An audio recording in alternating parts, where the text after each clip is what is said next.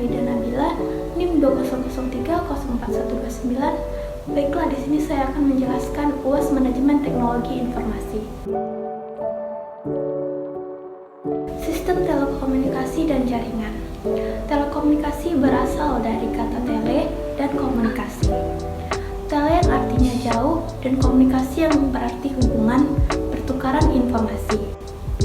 Jadi, telekomunikasi adalah peristiwa pertukaran informasi atau komunikasi jarak jauh dari satu tempat ke tempat yang lain. Sistem telekomunikasi memerlukan 3 elemen. Yang pertama, informasi yang diambil oleh pemancar dan berubah menjadi signal. Yang kedua, signal kemudian dilakukan melalui media jaringan.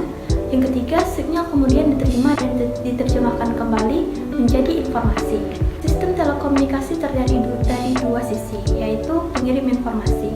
Dalam telekomunikasi, pemancar atau pemancar radio ialah perangkat elektronik yang menggunakan gelombang radio menggunakan antena. Pemancar itu membentuk arus bolak-balik frekuensi radio yang lalu diterapkan pada antena. Media telekomunikasi merupakan semua alat untuk memproduksi, mereproduksi, mendistribusi, menyebarluaskan, dan menyampaikan informasi. Internet adalah sebuah jaringan yang bersifat privat dan tertutup atau biasanya digunakan untuk organisasi atau perusahaan untuk tetap menjaga data-datanya aman. Internet merupakan jaringan-jaringan perusahaan yang ingin mengekspos informasi yang mereka miliki ke jaringan luar. Fungsi utama Internet adalah mempermudah pertukaran dalam skala besar dari satu perusahaan ke perusahaan lain, juga berfungsi sebagai penyedia akses yang di dalamnya berisikan informasi dan basis data penting untuk keperluan bisnis. Karakteristik sistem informasi fungsional.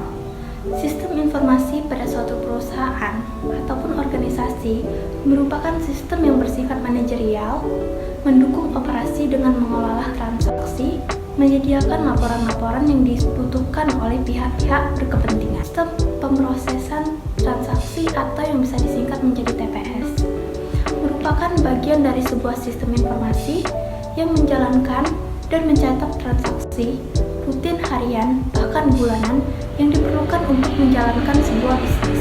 Konsep pemasaran merupakan sebuah konsep yang mengutamakan kebutuhan pelanggan. Dengan demikian, konsep pemasaran ini berfokus pada cara pikir bagaimana cara memberikan produk yang dapat memuaskan pelanggan dengan produk yang berhubungan dengan produksi, distribusi, ataupun konsumsi.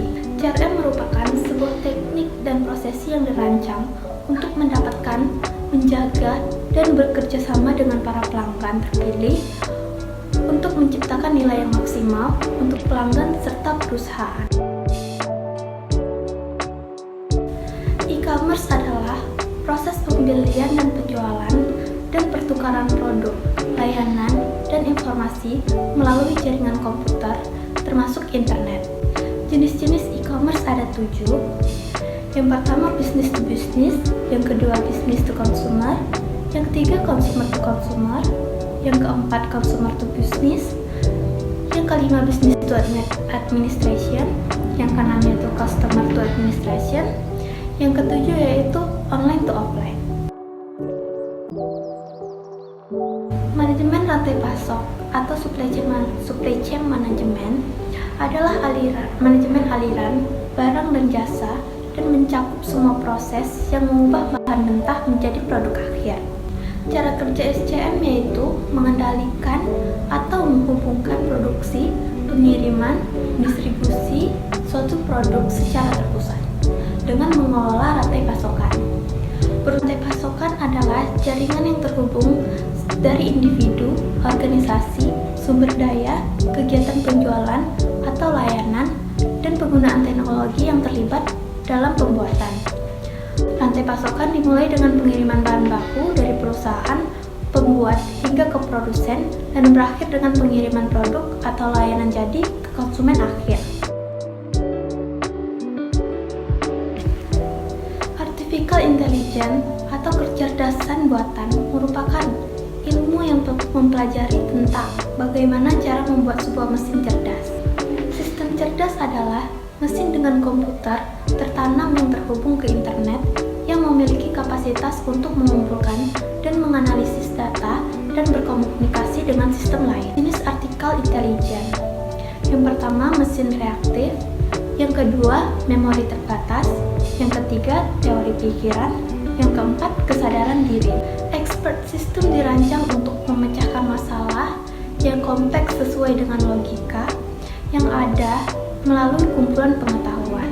Expert system dapat menyelesaikan banyak masalah yang umumnya membutuhkan ahli manusia. Intellectual property rights atau yang bisa disebut juga dengan hak atas kekayaan.